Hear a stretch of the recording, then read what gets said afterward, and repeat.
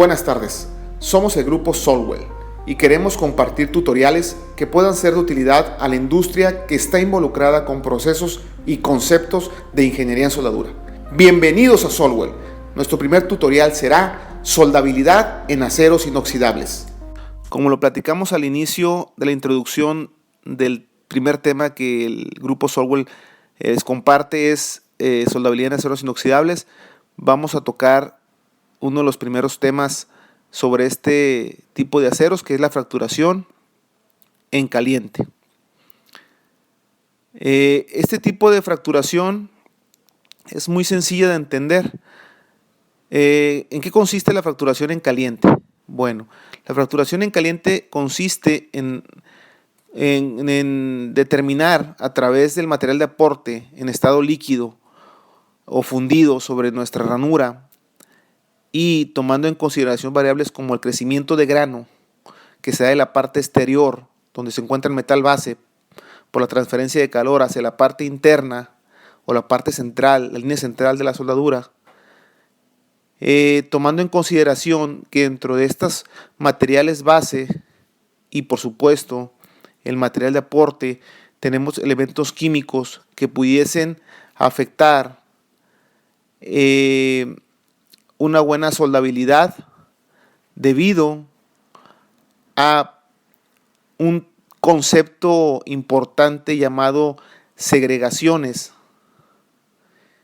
que segregaciones no es nada más que elementos químicos que tenemos tanto en metal base como en metal de aporte, pero específicamente en metal de aporte por la cantidad de dilución que aporta el material de aporte de un 75-85%, de punto de fusión bajo. ¿Cuáles son esos elementos químicos de punto de fusión bajo? Bueno, son como el azufre, el fósforo, el silicio, el niobio, el molibdeno. Esos elementos químicos de punto de fusión bajo pueden llegar a generar, no por sí solos un problema, sino que pueden llegar a generar compuestos, y estos compuestos son de punto de fusión bajo. Esos compuestos de punto de fusión bajo pueden llegar a ser, por ejemplo, sulfuro de hierro, que es uno de los más que más se repite o se presenta durante las segregaciones. Y puede haber silicatos, fosfatos, silicatos, etcétera, ¿no? En las segregaciones porque son compuestos de punto de fusión bajo. Cuando empieza la solidificación empieza aproximadamente 1400 grados centígrados de la parte externa, como platicamos, por la transferencia de calor que existe entre metal base y metal de aporte, y las segregaciones andarán aproximadamente entre 700 a 900 grados centígrados. Esta diferencia de temperatura, también llamado gradiente de temperatura, es muy elevado. Ese gradiente de temperatura tan elevado y los tiempos de enfriamiento uno con respecto al otro para la solidificación nos propicia esfuerzos de tensión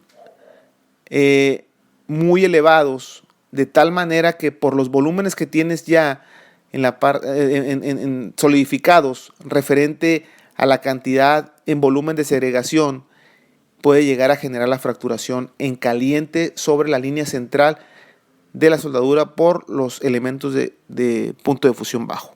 ¿Cómo eliminar esto? Bueno, existe literatura ya en la actualidad que nos permite determinar a través de dos elementos primordiales que conforman el acero inoxidable austenítico, como es el níquel y el cromo, en un diagrama muy utilizado en la industria, que es el diagrama de Schaeffler. Este diagrama de Schaeffler utiliza el níquel y el cromo equivalentes, que son fórmulas donde tú vas colocando los elementos químicos para determinar un valor, y ese valor lo transportas a este diagrama, y lo que intentas buscar con este diagrama, que se utiliza específicamente para aceros inoxidables y en particular para aceros inoxidables austeníticos, es evaluar las fases en las cuales se va a comportar nuestra dilución entre material base y material de aporte, pero también nos va a dar una idea de ver cuánto porcentaje de una fase que no queremos en demasía, como es la ferrita, que buscamos entre un 5 y un 10% para mantenerla controlada y evitar. ¿Qué queremos evitar con la ferrita? Que los elementos de punto de fusión bajo se disuelvan en esa fase y se mantengan hasta el final en esa fase, generando